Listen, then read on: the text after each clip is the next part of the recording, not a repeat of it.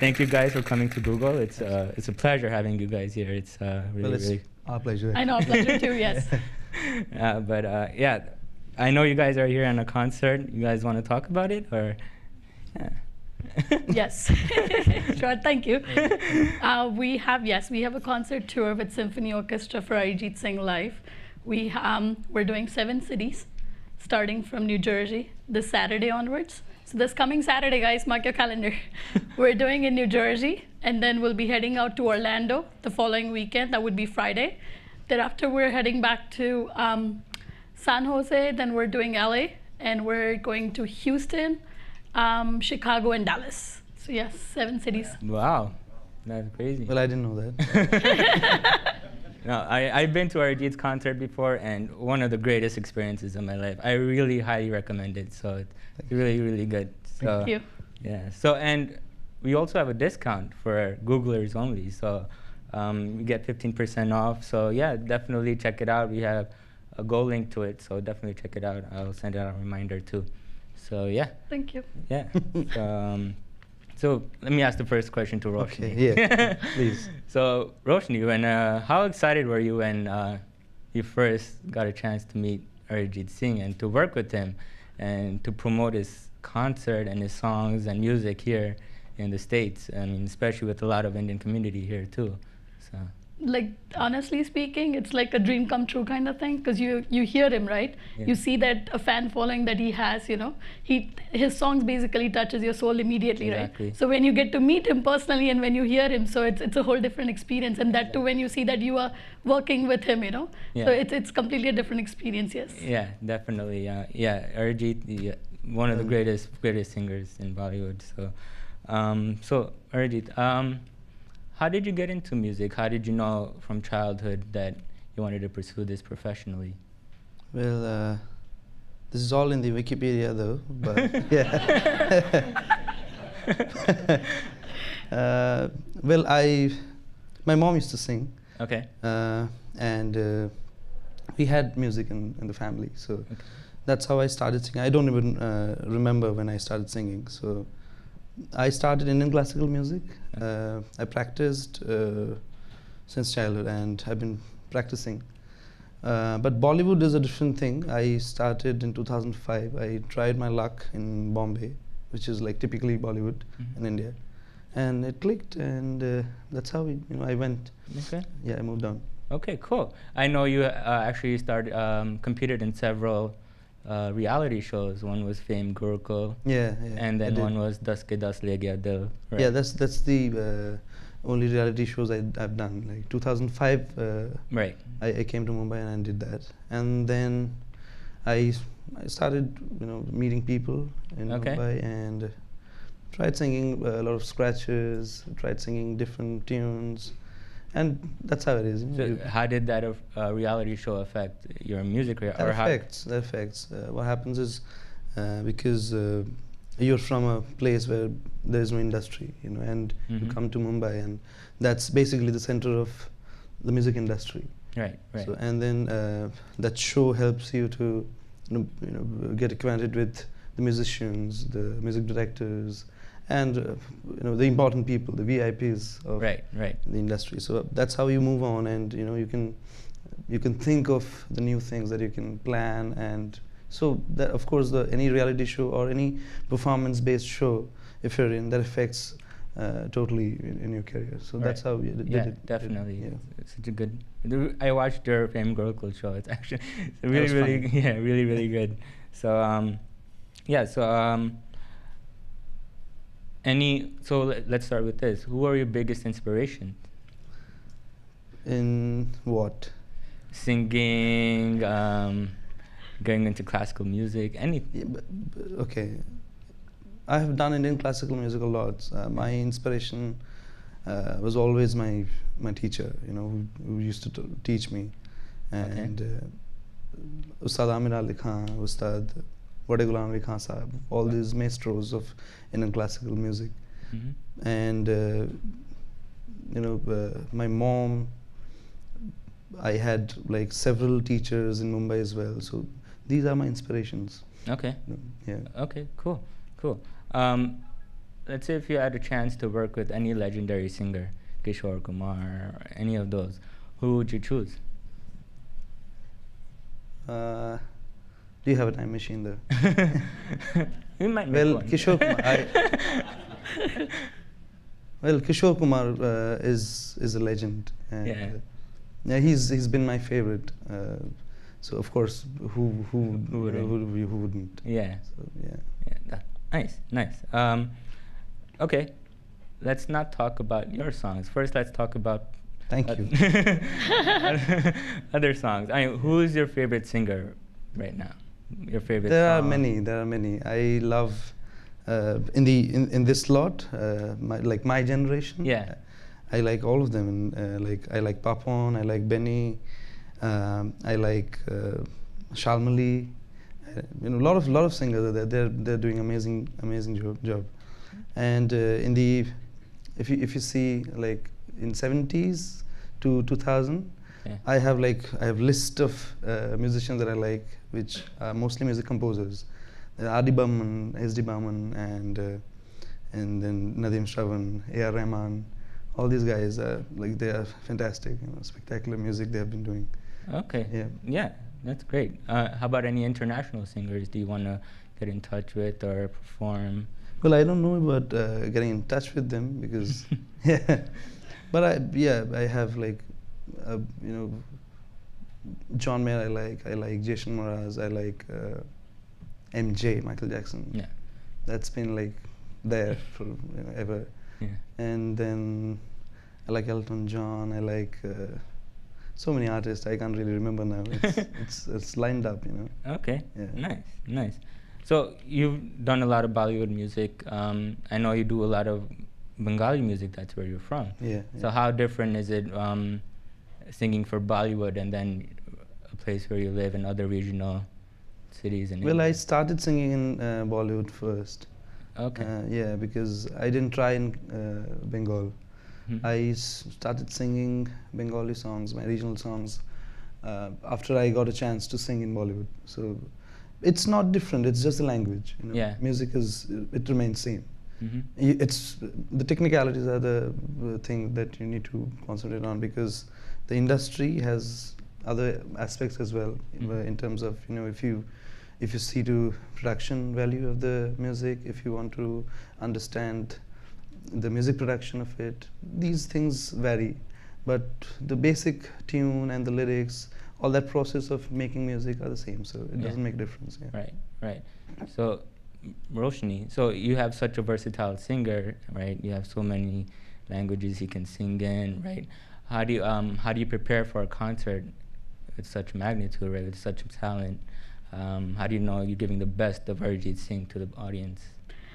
See, firstly, I think the way his songs are popular, right? I Yeah. get calls, people telling me, asking me, would he be singing regional songs other than Hindi, Mhm. I said, if I do that, we are limited people of regional listeners, right? So I have to make sure that one thing that he sings, Hindi, which everybody is going to love, eventually the people who even speaks Bengali understands Hindi more, so they'll be like, yeah, let's do that, let's keep Hindi. So I think he does justice to them. Right. He makes sure, I think he sings at least one line or something, at least, to do justice that, okay, I'll make sure and I'll sing. So I think it's all on the artist, that if you have somebody like him, Right. you can easily pull it off pretty well, yeah. Right. That's great. Yeah. Yeah. So Bollywood. So going back to Bollywood, Yeah. they make about 150 movies. Films every year. Right. I mean, Yeah. it's outstanding how many movies they make. So They shouldn't though. They should make good movies. they should make good movies. Right? So you probably have a lot of calls to rehearse a lot of songs, and you Yeah. might be put in a situation where you have to rehearse a song very quickly, or rehearse multiple songs at once. It's always like that.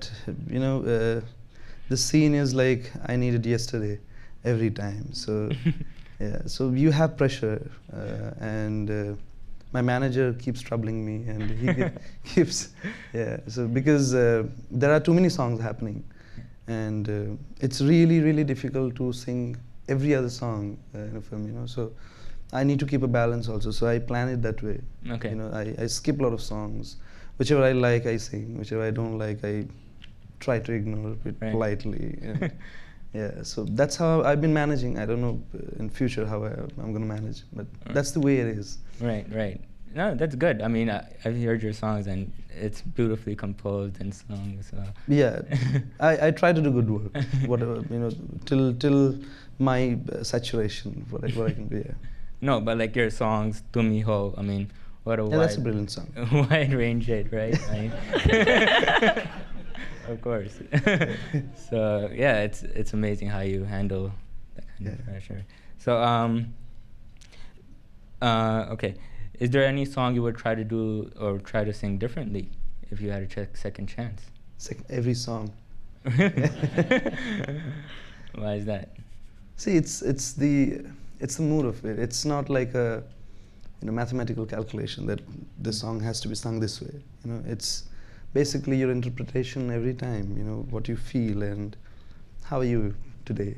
That's how you sing it. It's the expression. So if you want to sing one song again, it's gonna be, you can't make it the same way because it's not a recording. It's inside you. So you sing one song every time, it's gonna be different.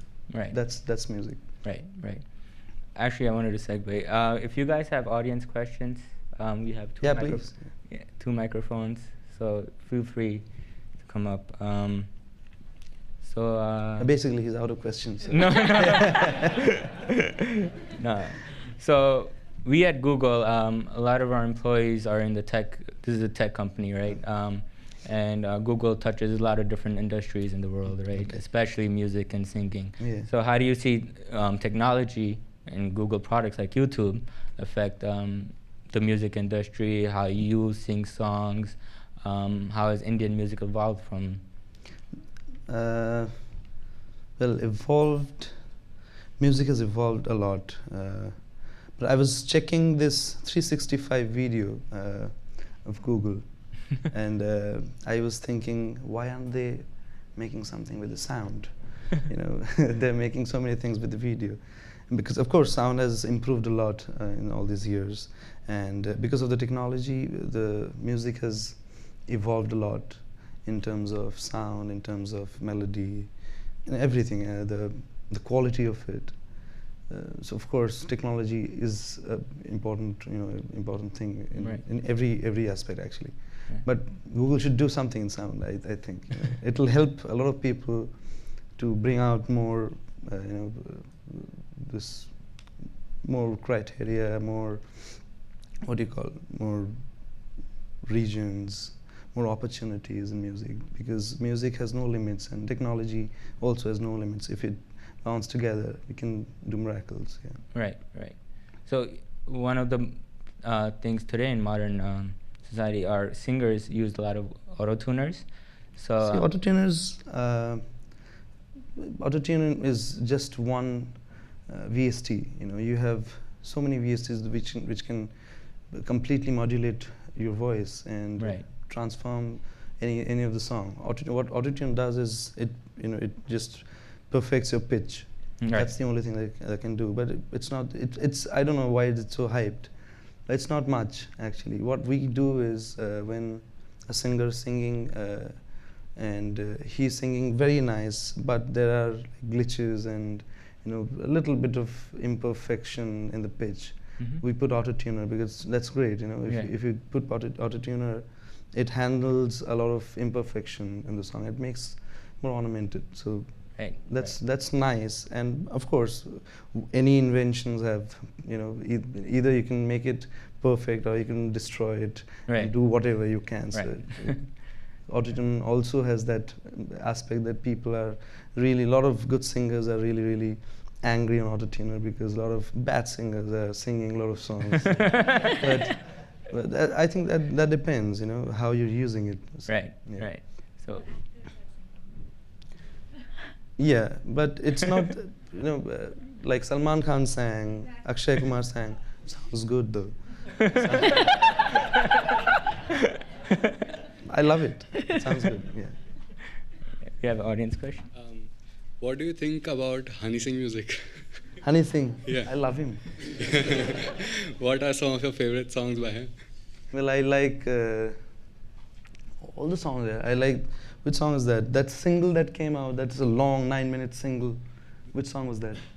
There are a You lot shot of in the US. Which song is that? Tasim bhai, are you here? Yeah, 1,000 Miles is one of the songs in that album. Yeah. Oh, yeah. Desi Kalagar, yes, exactly. Desi Kalagar. I love that song. Interesting. Yeah.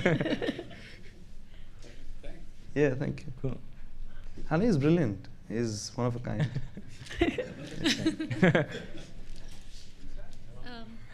No, it's not. It's not. I know Hani from before. He's a music producer, and he used to come to Preetham Chakravarti studio, and like he's been singing now, and I know him from before, so I know him very well. Hi, I'm Hi. Shweta. Hi. So firstly, I've been following you since Fame Gurukul. I still remember you sang Ashik Banaya Apne, and it was Yes. brilliant. And I thought then that you have to be in Bollywood. Yeah. And so, but we waited a little while, but I was glad to see that you made it big. Worth the wait, no? Yeah, for sure. Secondly, I went to your concert last year. Brilliant. So anyone who's thinking about it, go. It's just amazing. The one thing I did feel last year was you sang other people's songs too. Your Yeah. songs are way better. So sing your songs.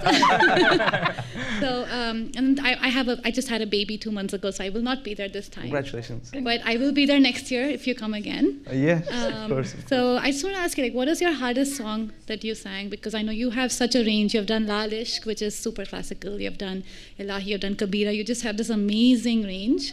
I think after Sonu Nigam, you're the first guy who has such a range. Thank you. So what is the hardest song, number one? And secondly, what's your favorite song? And I have to go back because my 3-year-old wants to sit. Please.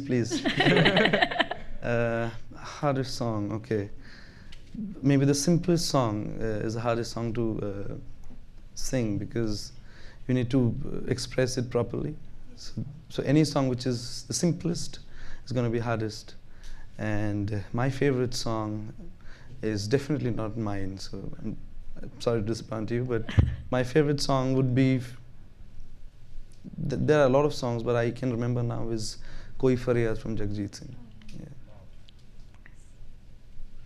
Yep. Have another one? Hi Arijit, thanks Hi. for coming to Google. Hi. So just like the lady just said, we've all been following you since Fame Gurukul. I know my entire family voted for you. You didn't win. We were very upset, but glad that you're here. My question to you is, a lot of us found out about you, or rather we started hearing more about you after Tum Hi Ho, the song from 2012, I guess. And since then, just there have been like hits after hits, and we all just listen to you every day, most of the time. But I wanted to ask you, when was that moment when you realized you've arrived? Like, you've been doing this for about just 10 years, but was there a time during this journey when you realized, okay, I've arrived now? Or has that moment still not come, which means we all still probably are going to get a lot more from you? Okay. Nice question. Well, it's been always like. See, I've been an athlete. I'm really sorry I don't look like, but so it's like, you put a goal, you put an ambition. So like it's 100 meters and then 200 meters. So you arrive every day, but you never arrive. So it's like that. So I had goals in my life, and I had goals not like I have to reach somewhere, but I had goals like I need to sing this, I need to sing that, I need to sing, all the other aspects. So these were my goals. It's like a sport, So you arrive once you sing that, and once you sing this, and a lot of other things that you can think of. So after that, a point comes when you think of something, you imagine a genre, or you imagine something which you have never seen, and then you look for it. That's also a journey. So I think that journey has started. So it's going to be this way till the end. Thank you. Yeah, thank you. Hi, I'm Manushi. Hi. I have a quick question. So, before you were doing music for yourself, as opposed to now you're doing it professionally, how has it changed for you? Like, how do you think about it differently, or has it not? It's exhausting because when you do music for yourself, you don't have any responsibility, and you don't have to think of any boundaries, like you have to perform today or you have to do this, and that. You don't think, you just sing and you do your work. The moment professionalism comes, you have responsibility. So you need to think of, you perfect your thing and you work harder and harder, and you reach a point when you start to feel scared about it because people are going to expect a lot from you.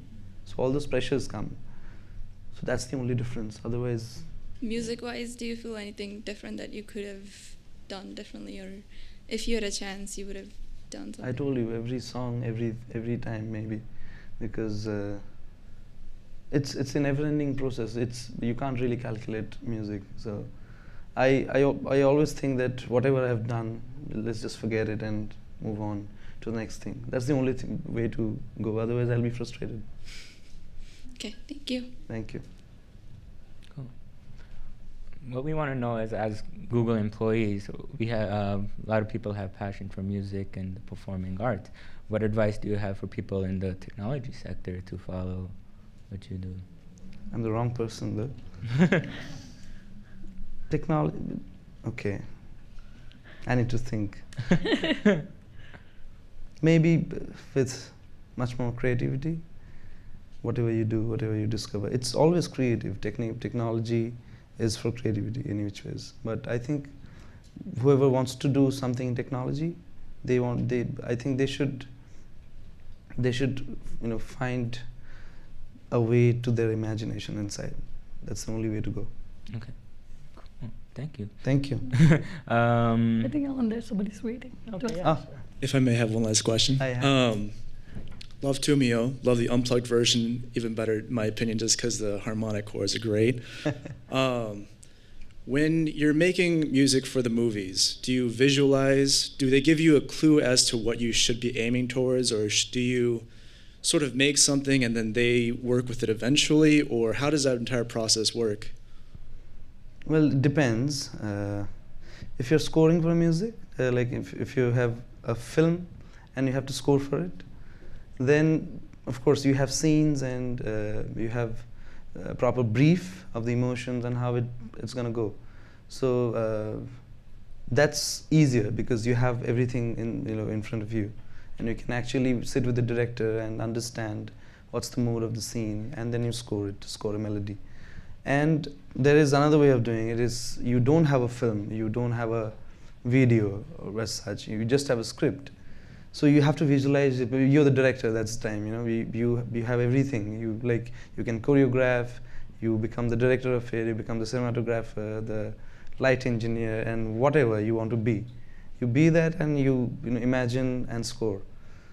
And later on, if the music is ready, and they'll do whatever after it. Yeah. Are you usually satisfied with how everything works out? You're never satisfied, bro. Trust me. Alrighty, thank you. Thank you. One question there. Hey, Hi. thanks again for coming to Google. So you've been known to be a little shy as compared to other Do I look like? stars. I don't know. I was doing research on you, and that's my understanding. So actually, in my research, right, I found out, I read this article on Forbes which said, you go to your studio at like midnight to stay away from like fans or photographers or the media.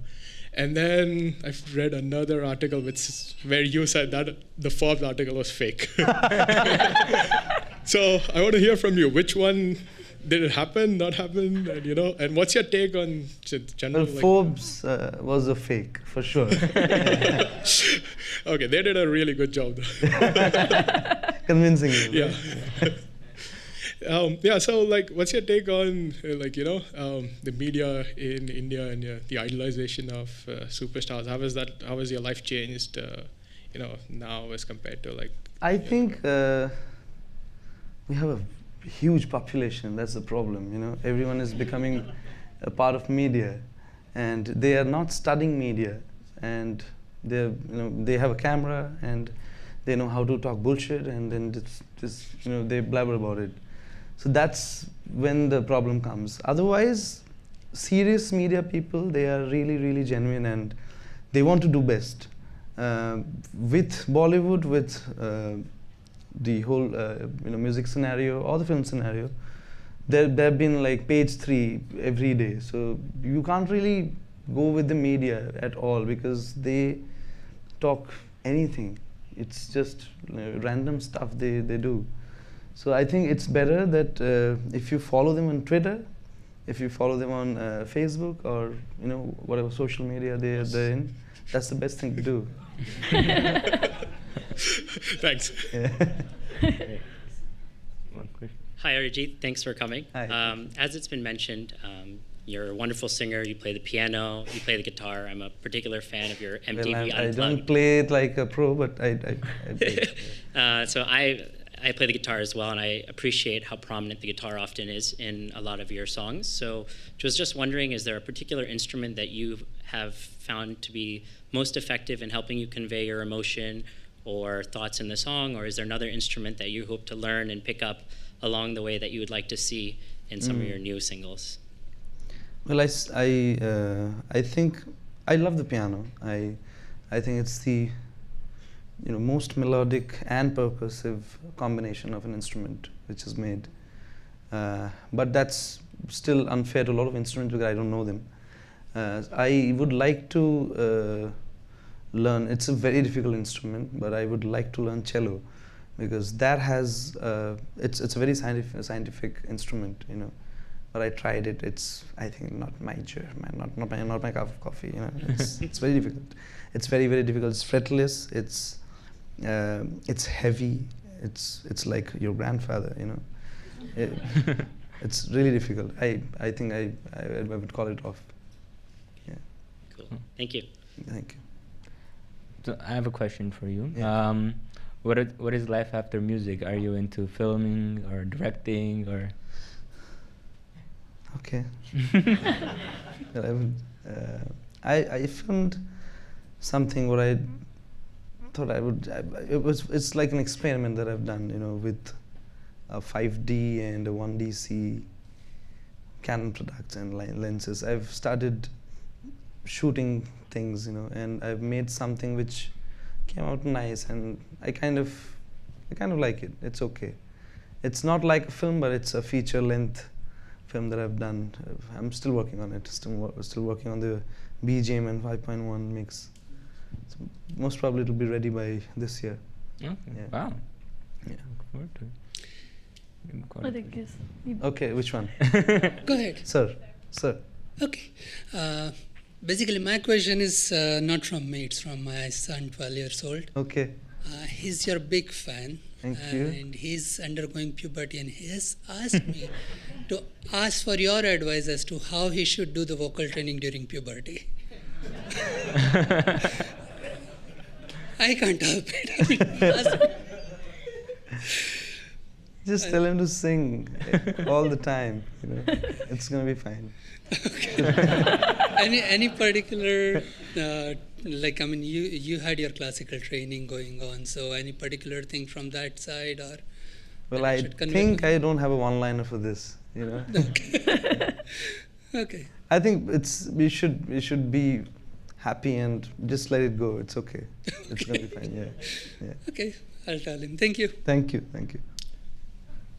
Well, first of all, I want to congratulate you. You're one of those singers who really know how to carry himself with a great style and class, and you make all of us very, very proud. One thing I will say that, your song, like Tum Hi Ho, is literally the anthem. And I think in form of romance, it will carry that chart for the rest of the world.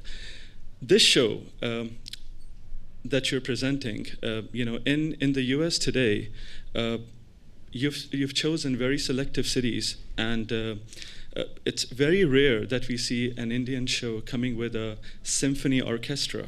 And you've been very selective in doing just few shows, but you want to put your full effort on this particular tour. Can you tell us the grand symphony that's performing with you, and how this show is going to be different that only about 7 cities are going to be experiencing? Yeah, it's the symphony thing is a little new for me as well. It's first of all, Indian music has nothing to do with symphony, because symphony is purely Western classical. But we're blending it. People have been doing it in which ways, from 70s and 60s actually. We had Bombay Symphony Orchestra in the past. But we don't have much musicians in India, where they are not keen on, basically it's a propaganda, so we don't have good musicians who can play horn section and the string section, woodwind section. We don't have good instruments as well. So that was something which we were lacking, and we tried to do a blend of an alternative music and symphonic music together, so that it doesn't get monotonous, and at the same time you have a classic flavor to your songs.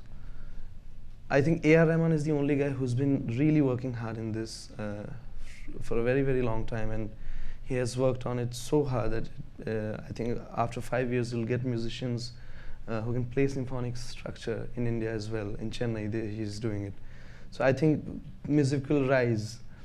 For now, what our thing is, if we want to do symphony, we have to hire people from outside. So I did Dubai gig with symphony. So we had to book Symphony Orchestra from London, and then we did London, and then we did Mumbai. But Mumbai, we only had Chennai strings and a couple of woodwinds, so we had to compromise. This time, it's the hub of symphony. Anyway, the US is like the hub of the center of Symphony Orchestra. So we had good musicians coming up, and we gathered all the musicians, and it's like a richness to your music. It gives a different flavor to it. It has a different texture. It's very cinematic, and if you can imagine a film with a lot of orchestra playing, a lot of musicians playing, and giving you a grandeur of it. So symphony would be sounding like that in the show.